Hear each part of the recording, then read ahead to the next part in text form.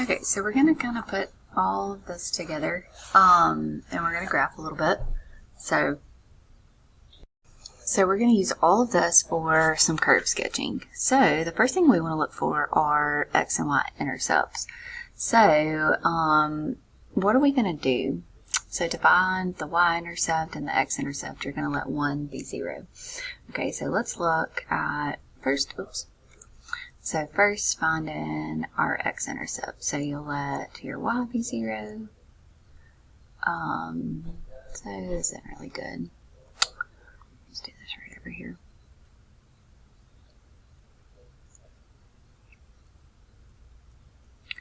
Alright, so we can factor out a x squared, and you'll end up with 1 minus an x.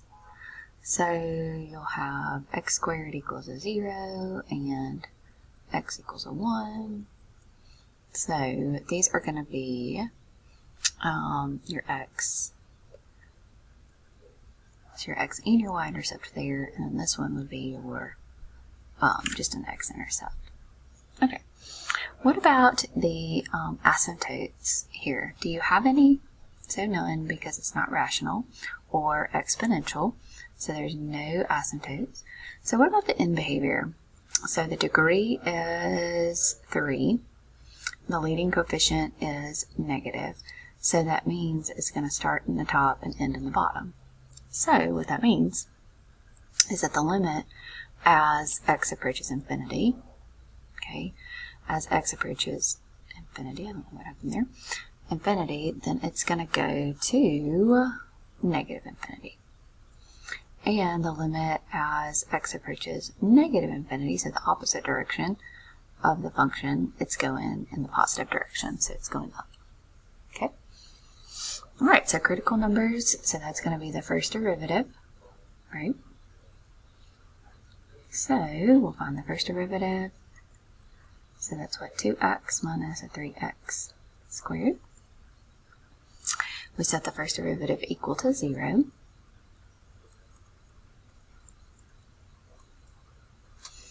So we can factor out an x, and we'll have a 2 minus a 3x.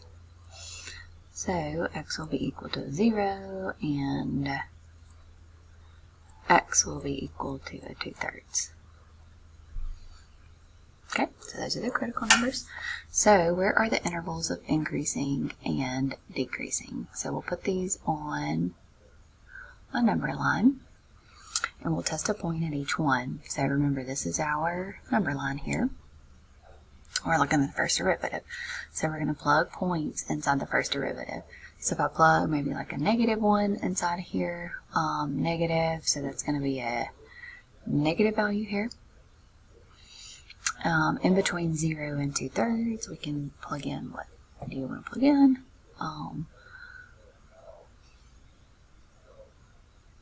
Maybe like a 1/2, so that's going to be what, positive value?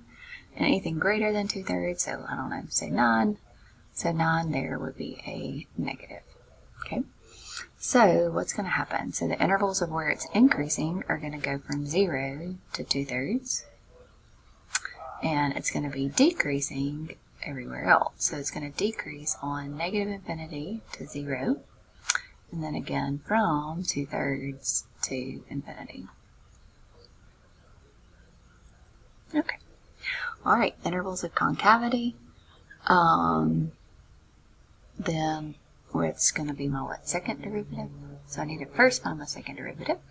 So we'll have 2 minus a 6x. Set that equal to 0. So x here will be a, what, negative, positive. So it's a positive one here. Alright, so we'll make a sign chart. So sign chart here, so anything down here. So at 0, so that's going to be a negative. Oh no, that's positive, I'm sorry. Oops, sorry, can't do my math in my head. And then if I plug in a 1, that's going to be a negative. So it's going to be what? So y is concave up from negative infinity to 1/3. since what? The second derivative is greater than 0. Y is concave down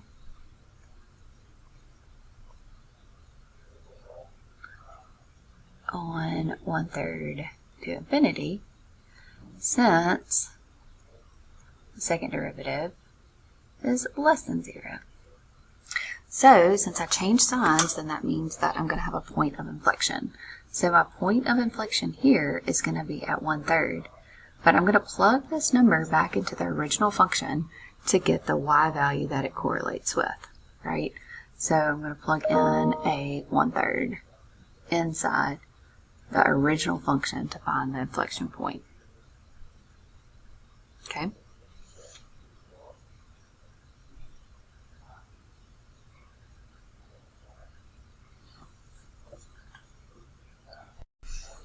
So when I plug that in, what am I going to get? I'm going to get, what, 1/3, and I think I got 2/27, something really, really small. Okay. All right, do I have any relative extremas? Do I have a relative min and a relative max? So where do I have a minimum point? So we'll plug in our, oops, not right there, I'm sorry. Plug in our critical numbers here. So I'm going to have a minimum here, and then I'm going to have a maximum at 2/3, right? So I'm going to have a relative min. So I'm going to have a relative min at 0, right? And then whatever the y value is at 0. And I'm going to have a relative max at 2/3. And whatever the y value is at 2/3. Alright, so we're going to use this information to sketch. Alright, so I've got x and y intercepts at 0. Oops, so let's draw this real quick. Oh, that's terrible. So I've got x-intercepts and a y-intercept at 0, 0. I've got another one at 1, 0. Okay. I have a minimum at 0, 0, and I have a maximum at 2/3. 2/3, I don't know, let's call this 1 right here. So it'll be about, oops, no, I'm sorry. That was bad. Let's make this a 1 over here. Let's redo this. A little bit, I went 1, 2, 3, 1, 2, 3. So let's make that a 1 on the x-axis so we can see this a little bit.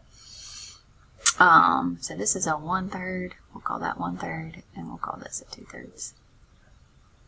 And 1 over 1, how about that? Okay, so at 1/3 we're at like something really small, 2/3, we're about right there. Okay, alright, so what's going to happen? I'm going to go start in the top, I'm going to pass through the x-intercept, pass through some concave up, and then right there I'm going to turn to concave down. That's not very good. And then I'm going to be concave down all the way down here. So that's how we can graph that. Alright, so we'll finish this up on Friday. We'll work some more, and then we will practice. Let me know if you have any questions.